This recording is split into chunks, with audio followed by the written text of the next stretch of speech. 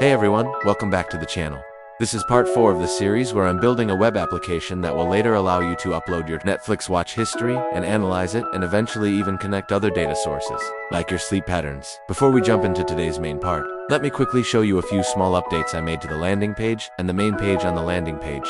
I slightly reworked the background to make it look a bit cleaner, and on the main Pagatu on the login screen, I've added a small animated background, just to make it feel a bit more alive, right? Now let's move on to the profile page. This is the first version of it, so it's still pretty simple. Here you'll be able to change your password, and in the future, you'll also be able to fill out additional information that could be relevant for data analysis. The idea here is to use a completion system that motivates users to provide their information. For example, right now the gender field is not selected by default, so the completion bar is at around 90%, but once I choose a gender, the bar fills up to 100%. And on the right side you can see a small trophy emoji, kind of a reward, that shows you've completed everything.